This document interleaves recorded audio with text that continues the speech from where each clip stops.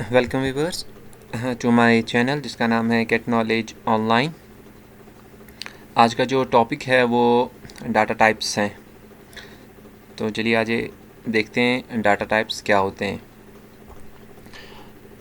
JavaScript data types. JavaScript variable can hold number like 100 and text value like Faisal, जैसे मैंने लिखा है। तो जो वेरिएबल्स होते हैं जैसे हम पहले ही डिफ़ाइन कर चुके हैं, वेरिएबल जो है एक मेमोरी लोकेशन है विद पर्टिकुलर नेम जिनको हम आइडेंटिफायर कहते हैं। तो वेरिएबल जो होल्ड कर सकता है, कोई नंबर कर सकता है जैसे 100 लिखा, और कोई टेक्स्ट स्ट्रिंग जैसे है, जैसे मैंने कोई नाम लिखा है यहाँ पे। In programming text value are called strings. Programming में जो है हम टेक्स्ट वैल्यूज़ को जो है स्ट्रिंग्स कहते हैं। JavaScript can handle many type of data but for now just think of numbers and strings. JavaScript में जो है बहुत सारे टाइप्स ऑफ डाटा आते हैं, यानी बहुत सारे हम डिक्लेयर डाटा टाइप्स कर लेते हैं। मगर अब अभी हम दो डाटा टाइप्स के बारे में जानेंगे कि हम नंबर्स और स्ट्रिंग्स का इस्तेमाल कैसे कर सकते हैं। Strings are written inside the double और सिंगल कोट्स। तो जो जब हम स्ट्रिंग्स लिखेंगे तो या तो हम उनको, यानी जो वैल्यू होगा अगर वो स्ट्रिंग है उसको या तो हम सिंगल कोट से डिफाइन करेंगे, वरना हम उनको डबल कोट्स लगाएंगे। Numbers are written without quotes. तो नंबर जो है वो विदाउट कोट्स हम लिख लेते हैं। If you put an number in quotes it will be treated as text string. तो आपको इस चीज़ का ध्यान रखता है, अगर आपने कभी किसी वेरिएबल का जो वैल्यू है कोई नंबर है और आपने उसको डबल कोट्स से डिफाइन कर दिया, तो वो जो नंबर है वो ट्रीट होगा एज अ स्ट्रिंग, वो एज अ नंबर ट्रीट नहीं होगा। तो आपको इस चीज़ का ध्यान रखना है कि नंबर जो होते हैं वो विदाउट कोट्स होते हैं। तो यहाँ पर हमारे पास एग्जाम्पल है, जो वायर पाई इज इक्वल 3.4। तो पाई जो है वो वेरिएबल नेम है और वैर जो उसका डाटा टाइप है। तो हमारे पास जो डाटा टाइप आता है वो वैर आता है। तो हम डिफाइन जैसे करते हैं, तो यहाँ पर जो यानी जो आपने वेरिएबल का नाम रखा है उसमें जो वैल्यू जाने वाला है, उसमें जो डाटा जाने वाला है वो किस टाइप का है। तो हमने वैर लिखा है, यानी वेरिएबल वो डिफरेंट है, कुछ भी हो सकता है। तो पाई इज इक्वल 3.4। तो यहाँ पर जो पाई का जो वैल्यू है वो नंबर है, वो टेक्स्ट नहीं है। इसी तरह वैर पर्सन इज इक्वल फैसल। तो यहाँ पर जो पर्सन है उसमें क्या लिखा गया, किसी का नाम लिख दिया गया है और विद इन द कोट्स है, तो इसका मतलब ये जो है स्ट्रिंग है। इसी तरह वैर सिटी इज इक्वल श्रीनगर। तो ये जो श्रीनगर ये एक स्ट्रिंग है। तो यहाँ पर जो सिटी जो वेरिएबल है, वेरिएबल जो सिटी है उसका जो वैल्यू है वो क्या है, वो टेक्स्ट स्ट्रिंग है। तो इस तरीके से जो है हम वेरिएबल्स जो हैं उनके जो वैल्यूज़ हम देते हैं डिफरेंट, यानी नंबर्स भी दे सकते हैं और उनका कोई टेक्स्ट वैल्यू भी हो सकता है, जिनको हम स्ट्रिंग्स कहते हैं। तो दूसरा जो टॉपिक है डिक्लेयरिंग द जावास्क्रिप्ट वेरिएबल्स। तो हम किस तरीके से जावास्क्रिप्ट वेरिएबल्स को डिफाइन करते हैं, उनको किस तरीके से हम डिक्लेयर करते हैं। Creating a variable in JavaScript is called declaring a variable. तो जिस तरीके से हम क्रिएट करते हैं वेरिएबल्स को जावास्क्रिप्ट में, हम उनको कह रहे हैं declaring a variable. JavaScript variable is declared with a were keyword. तो वर कीवर्ड जो अभी हम कीवर्ड्स के बारे में पहले हम डिस्कस कर चुके हैं कि जावास्क्रिप्ट में बहुत सारी कीवर्ड्स है। जैसे मैं इससे पहले भी पिछले वीडियो में मैं कह चुका हूँ, जैसे जावास्क्रिप्ट जो है खुद एक कीवर्ड है, इसी तरीके से वर भी एक कीवर्ड है। यानी वेरिएबल्स को डिफाइन करने, उनका डाटा टाइप डिफाइन करने के लिए हम वर का इस्तेमाल करते हैं। तो जावास्क्रिप्ट वेरिएबल जो है वो डिक्लेयर होता है विद वैर कीवर्ड। तो हम जब भी कोई हम वेरिएबल जो है, हम कोई वेरिएबल डिफाइन करेंगे तो उसके सामने जो है हम क्या लगाएंगे, वैर, वो उसका डाटा टाइप कहलाएगा। जैसे मैंने यहाँ पर एग्जांपल के तौर पे एक वेरिएबल डिफाइन किया, वैर इंस्ट्रक्टर नेम। तो ये जो इंस्ट्रक्टर नेम है ये वेरिएबल का नाम है और उस वेरिएबल का जो डाटा टाइप है वो क्या है, वो है वैर।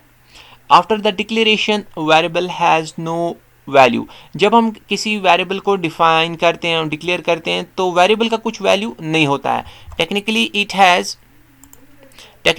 Has the value of undefined. तो इसमें अनडिफाइंड वैल्यू होता है, जो अभी डिफाइन नहीं किया गया है। कोई भी क्यों हमें वैल्यू नहीं दिया तो इसका मतलब है वेरिएबल जो है उसका जो वैल्यू अभी डिफाइंड नहीं है, तो अनडिफाइंड बन जाता है। To assign a value to a variable use the equal sign. तो हम क्या करते हैं, हम किसी भी वेरिएबल को हम जब असाइन कोई वैल्यू करते हैं तो हम क्या करते हैं, तो हम उस इक्वल साइन का इस्तेमाल करके हम किसी भी वेरिएबल जो है उसका हम वैल्यू डिफाइन करते हैं। जैसे मैंने instructor name is equal Faisal, तो हमने इंस्ट्रक्टर नेम जो है, अब देखिए यहाँ पर जो वैल्यू चला गया वेरिएबल में, और वेरिएबल के कौन सा, इंस्ट्रक्टर नेम, तो ये वेरिएबल नेम है, उसमें जो वैल्यू चला गया वो टेक्स्ट स्ट्रिंग है, तो वो किसी का नाम है। तो हम इक्वल साइन से क्या करते हैं, वेरिएबल्स में हम कोई वैल्यू डिफाइन करते हैं, उनको असाइन कोई वैल्यू करते हैं। You can also assign a value to a variable when you declare it. हाँ, ऐसा भी हो सकता है कि आप पहले वेरिएबल्स को डिफाइन करें फिर जाके उनमें कोई वैल्यू दे दे, मगर इस तरह ये भी हम कर सकते हैं कि जब हम वेरिएबल्स को डिफाइन करें, उनको डिक्लेयर करें, उसी टाइम हम उनका वैल्यू भी दे दे। जिस तरीके से मैंने यहाँ पे क्या लिखा है, वैर instructor name is equal Faisal, तो यहाँ पर मैंने वेरिएबल जो है मैंने वो डिफाइन भी कर दिया और साथ में उसका मैंने वैल्यू भी दे दिया।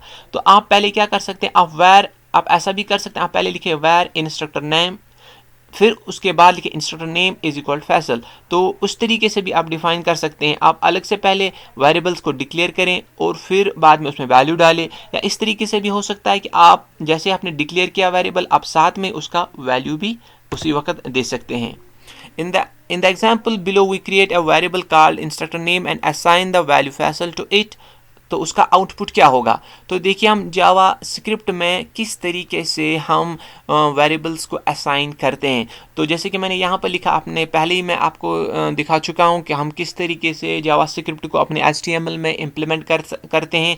तो इंटरनली हम स्क्रिप्ट टैग को किस तरीके से HTML में हम डिफाइन कर सकते हैं, और एक्सटर्नल फाइल्स हम जावा स्क्रिप्ट की किस तरीके से बना सकते हैं, और फिर उसको हम किस तरीके से इम्प्लीमेंट कर सकते हैं। हमारे जो ऑलरेडी हमने HTML का कोड लिखा उसमें हम किस तरीके से उसको, उस वाली फाइल को हम इम्प्लीमेंट कर सकते हैं।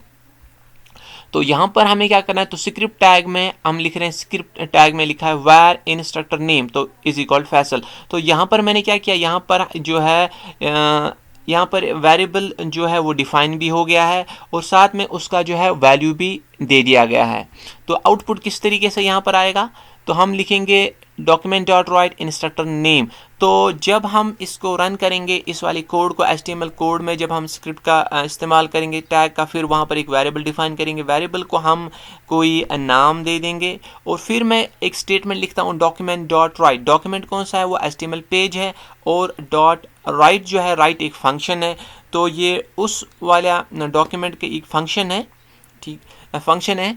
तो राइट फंक्शन से क्या हो जाएगा कि इंस्ट्रक्टर नेम मैंने यहाँ पर वेरिएबल का नाम लिखा है, यानी मैं चाहता हूँ कि जो वेब पेज है वहाँ पर एक नाम आ जाए, वो क्या है, फैसल। तो वो कैसे आ जाएगा, क्योंकि मैंने ऑलरेडी इंस्ट्रक्टर नेम जो है वेरिएबल जो उसका मैंने वैल्यू दिया है फैसल, तो ये वैल्यू जो है वो राइट हो जाएगा हमारे डॉक्यूमेंट में। तो document dot right instructor name, तो इंस्ट्रक्टर नेम में जो वैल्यू है, जो वेरिएबल जो नेम कंटेन करता है, जो इसमें ऑलरेडी वैल्यू दिया गया, जो डाटा दिया गया, तो वो राइट कहाँ होगा, हमारे डॉक्यूमेंट में। और वो हमारा डॉक्यूमेंट क्या है, वेब पेज। तो वेब पेज में वहाँ पर जो आ जाए डिस्प्ले जो हो जाएगा वो फैसल हो जाएगा।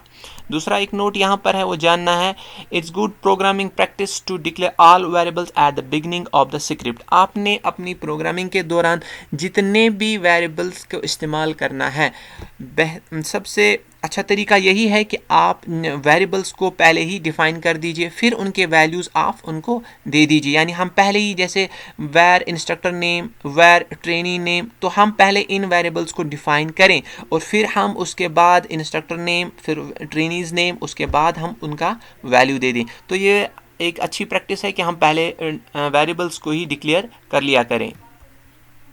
You can declare many variables in one statement. तो हम एक ही स्टेटमेंट में बहुत सारे वेरिएबल्स को डिफाइन कर सकते हैं। स्टार्ट द स्टेटमेंट विद वैर and separate the variable bye comma. जैसे एग्जांपल यहाँ पर है, वैर instructor name is equal Faisal, comma city is equal Srinagar, comma total is equal 151। तो जैसे मैंने यहाँ पर क्या किया है, वैल्यू स्ट्रिंग्स मैंने दो दिए हैं और मैंने नंबर 1 दिया है। तो कितने वेरिएबल्स मैंने डिफाइन किए, मैंने यहाँ पर 3 वेरिएबल्स डिफाइन किए हैं, तो हर उनका डाटा टाइप भी मैंने एक ही बार मैंने लिख दिया। तो एक ही बार हम डाटा टाइप लिख सकते हैं और फिर हम जो वेरिएबल्स हैं उनका वैल्यू भी दे सकते हैं और कॉमा से उनको हम सेपरेट कर सकते हैं। जैसे मैंने यहाँ पर क्या लिखा है, var instructor name is equal Faisal comma city is equal Srinagar comma total is equal 151। तो मैंने बहुत सारे वेरिएबल्स हैं इन वन स्टेटमेंट मैंने डिफाइन किए with using by using comma. तो इस तरीके से मैंने हम क्या कर सकते हैं, मोर देन वन वेरिएबल्स को हम डिफाइन कर सकते हैं और उनको सेपरेट कर सकते हैं with the help of comma. उसके बाद जो हमें जानना है अनडिफाइंड वैल्यू के बारे में। तो अनडिफाइंड वैल्यू क्या होता है? In computer programs variables are often declared without a value.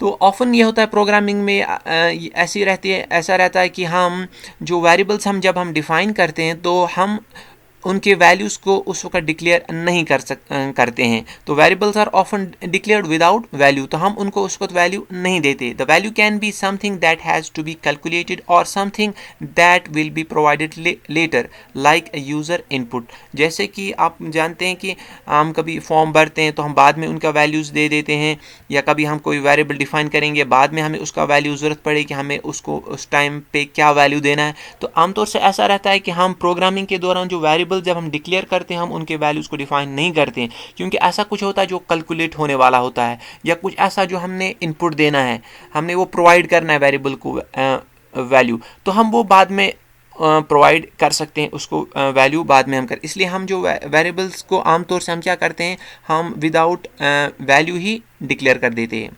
A variable declared without a value will have the value undefined। तो जो भी वेरिएबल हमने डिफाइन किया उसका कोई हमने वैल्यू नहीं दिया है तो उसका जो वैल्यू होगा वो अनडिफाइंड होगा, क्योंकि हमने कोई नंबर नहीं दिया, हमने कोई स्ट्रिंग नहीं दी है, तो इसका मतलब हमने कोई डिफाइन नंबर नहीं किया, तो उस वेरिएबल का जो वैल्यू है वो अनडिफाइंड है।